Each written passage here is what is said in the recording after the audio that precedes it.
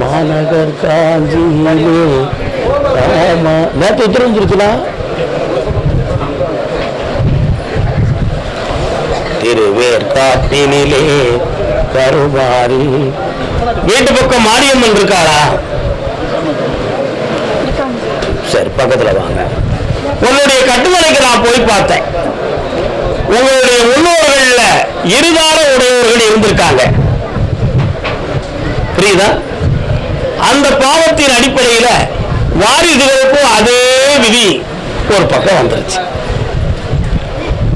தன்னுடன் இருப்பவர்கள், தன்னை சார்ந்தவர்கள் கல்யாணம் முடித்து கணவனால் பாதிக்கப்பட்ட பல்வேறு செய்திகள் இவ மனதில் ரெக்கார்ட் ஆயிடுது.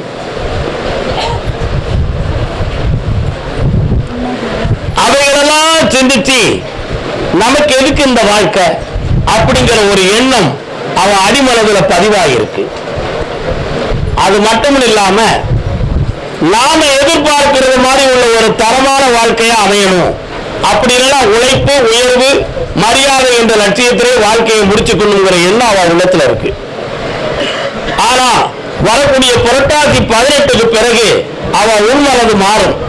அவளுக்கு தகுதியான கணவரை நான் கொண்டு வந்து சேர்த்து ஊர்மைக்கு கல்யாணத்தை நடத்தி வாழ வச்சு காட்டுவேன். முதல் பிள்ளை ஆம்பளை பிள்ளையா பிறக்கும். என் பேர் கர்மகாவின்னு வைப்பேன். காலம் சொல்லலாம். அடுத்து பேசுவோம். யாருக்கு அவருக்க ஐஏஎஸ் சொல்லுறாங்க, காலை விட்டுவாங்க. வெற்றிவேல் ஆமா, பாஸ்போர்ட் தான் எடுத்து வச்சுட்டாரா பொண்ணு? சரி சரி சரி, இந்த பக்கத்துல வாமா. குழம்பாம இருங்க. போல இந்தா, நீ நினைக்கிறது மாதிரி தொழிலும் அமையும், வாழ்க்கையும் அமையும். உன் மனம் மாறும், உயர்வடைவாய். இந்தாப்பா, நிறைய பணம் வெளியில கிடக்கு, வந்து சேர்த்துருவேன், கோடி கோடியா வந்துடும். இடங்கள் சம்பந்தமா மனக்குழப்பமும் பிரச்சனையும் இருக்கு, தீர்ப்பு தந்துடுவேன். வா பெண்மணி, ஓடியா. அமெரிக்கன் கனடாவை பத்தி உனக்கு என்ன சிந்தனை? நல்லா இரு, ஐஸ்வர்யமா இருப்பேன். மதுரை வழக்கு உள்ளவங்க யாரு? வழக்கு நீதிமன்றத்தில் வழக்கு யாருக்கு? வழக்கு இருக்குதா? வாங்க. யார் நீங்க? யாருக்கு? கால் வந்துட்டு வரலாம். மதுரை இருக்குன்னா மதுரை மாவட்டமும் வந்திருக்கிறேன். வேற இருந்தாலும் உங்களுக்கு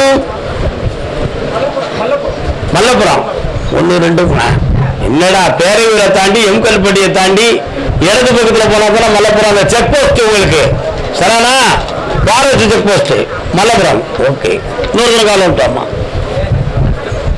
நீங்க யாரு? Very good. தங்கம் தங்கம் அண்ணா. அவரு வேற என்னக்கா, நான் வாக்கு கொடுத்து ஆம்பளை பேப்பர் இருக்கேன். என்னமா வேணும் உனக்கு?